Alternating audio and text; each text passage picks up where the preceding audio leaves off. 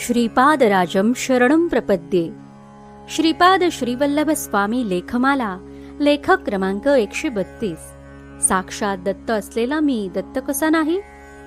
हा प्रश्न श्रीपादांनी वडील अप्पलराजांना विचारला आहे. कारण अप्पलराज 3 वर्षांच्या श्रीपादांना म्हणतात, बेटा, लहानपणापासून तू आम्हाला अनाकलनीय आहेस. तू नेहमी सांगतोस मी दत्तप्रभू आहे, नृसिंह सरस्वती नावाने पुन्हा अवतार घेणार आहे. लोक कावळ्यासारखे असतात रे. तुझं बोलणं ऐकून ते म्हणतात, ही याची सगळी नाटके आहेत, फालतूच्या गप्पा आहेत. वेड्यासारखा बरळतो. झालं.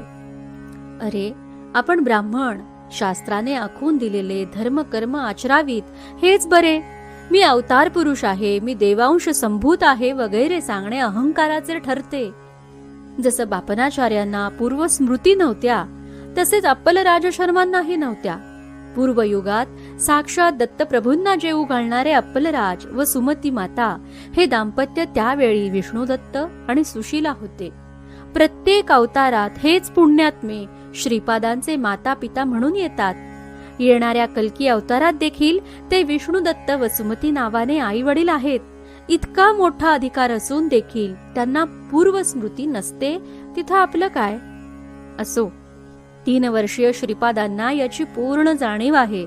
श्रीपाद वडिलांना म्हणतात, बाबा, आपण सांगता ते मी नाकारत नाही, पण माणसाने सत्यच बोलावे ना. माझ्या दुधाची समस्या मला जरा विचित्र वाटली. मी दत्त आहे हे पंचभूतांकडून वदवून घेतले, मग आता मी दत्तप्रभू नाही असे म्हटले तर तो असत्य दोष नाही का? नभोमंडलातील तळपत्या सूर्याला पाहून तू सूर्य नाही असे म्हटल्याने तो सूर्य राहत नाही का? सत्य हे देश कालातीत असते.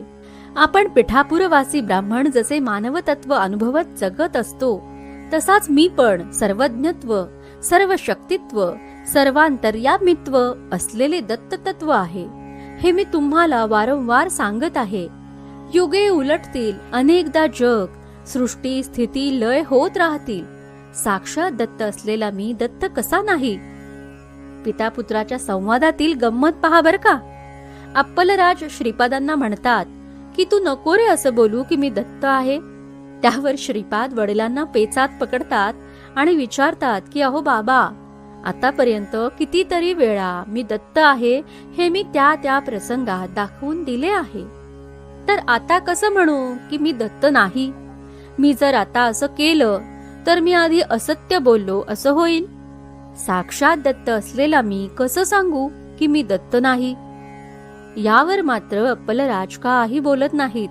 कारण श्रीपादांचा युक्तिवाद सत्याला धरून आहे आणि अप्पलराज तर खूप निस्पृह आणि सत्यवादी होते. त्यांना पूर्ण जाणीव व अनुभव आहेत की आपला श्रीपाद हा दत्तच आहे. परंतु जिथे ज्या समाजात ते राहतात, तो गाव, तो समाज श्रीपादांचे दत्त असणे पहिल्यापासूनच नाकारत आले आहेत. मुळात समाजाला काच आणि हिरा यातील फरक कळत नाही. त्यांना मानव आणि देव फरक कसा समजणार? दुसरी गोष्ट म्हणजे ईर्षा, मत्सर. जोपर्यंत एखादी गोष्ट आपल्या संबंधित नाही, त्या गोष्टीला फालतू मानायची वृत्ती सहजासहजी कशी जाणार?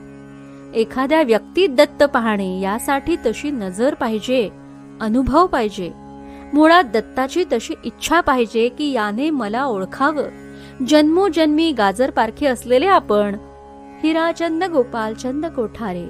दिगंबरा दिगंबरा श्रीपाद वल्लभ दिगंबरा.